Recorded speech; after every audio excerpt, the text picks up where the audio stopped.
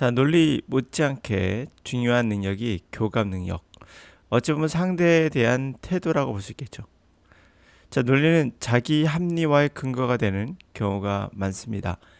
자기 논리에 빠져 상대 생각을 들을 생각은 하지 않는 경우 극단으로 치달을 수 있죠. 자, 지금의 모습이 그러합니다. 21세기에 더 필요한 능력이 아무래도 교감 능력 또는 태도가 아니겠는가라고 생각이 듭니다. 자, 영어 습득도 그런 점에서 비슷하게 바라볼 수 있는데요. 영어 성공의 여부는 암기 능력도 시간 투자도 아닙니다. 어쩌면 태도일 수도 있습니다. 자, 영어를 성공을 위한 도구라며 강제적으로 극복해야 할 대상으로 보고 그런 태도로 접근하면 우리나라에서 일어나고 있는 일이죠.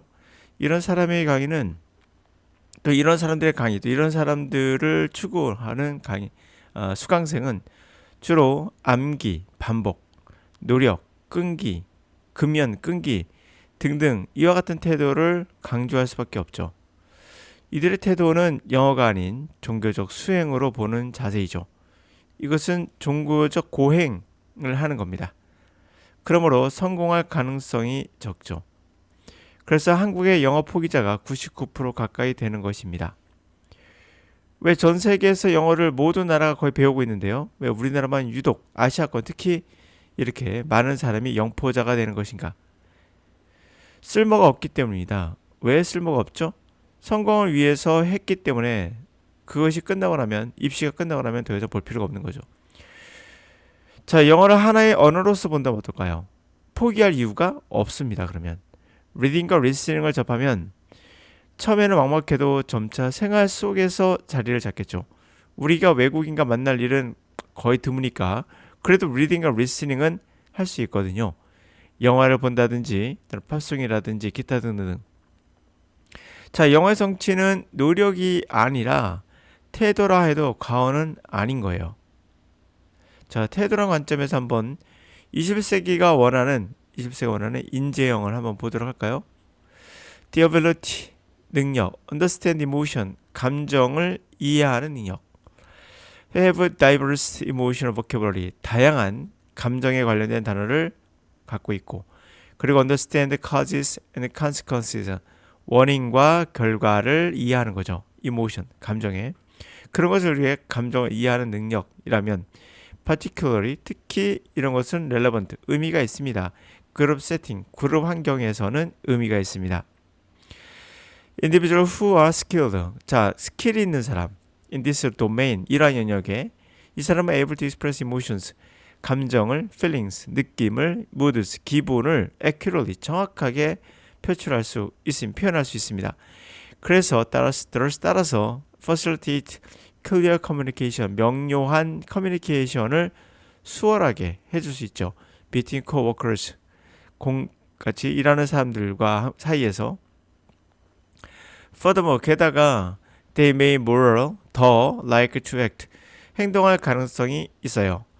in ways, 그런 방식으로 accommodate their own needs, 자신의 욕구를 수용하면서 as well as 뿐만 아니라 needs others, 다른 사람의 욕구도 수용하는 것, 즉 cooperate, 협력 같은 거. In a group conflict situation, 단체에서의 갈등의 상황에서 for example, 예를 들면 a member with strong ability, 강력한 능력을 가진 멤버가 understand emotion, 감정을 이해하는 그 사람은 be able to express, 표출할 수 있을 겁니다. How we feel about problem, 어떻게 그 문제에 대해서 느끼는지, 그리고 why, 왜 he feel this way, 왜 이런 식으로 느끼는지를요. He also should be able to, 또한 그는 당연히 take perspective, 그런 관점을 받아들이겠죠. The other group members, 다른 그룹 멤버들의 관점을요. 그리고 understand, 이해하겠죠. Why they are reacting, 왜 그들이 certain manner, 특정한 방식으로 반응하는지. Appreciation, differences, 그 차이의 가치를 인정해 주는 것, 차이의 가치를 알아봐 주는 것, 그것이 바로 arena for open communication, 공론의 장을 마련해 주죠. 만들어 줍니다. 그리고 promote constructive 건설적인 conflict resolution 갈등의 해결책을 프로모션 해주겠죠. 그럼으로 인해서 improved 그룹 펑셔닝 개선된 그룹의 기능 활동을 만들겠죠. 자, 이렇게 어떤 사람의 능력 중에 조율하는 능력 이게 정말 필요한 사회가 아닌가 싶습니다. 결국 태도인 거죠. 사회를 바라보는 태도. 나는 열심히 하겠어. 뭐 이것만이 아니라 상대방을 고려하고 배려해주는 태도. 이게 그 조직을 더 풍요롭게 해줄 수 있는 거죠. 자, 그런 의미에서 어찌 보면은 구글 아이폰의 지금의 CEO가 처음에 발탁됐을 때 이 사람 말고 다른 CEO가 있었다고 해요. 이름 기억이 안 나는데요.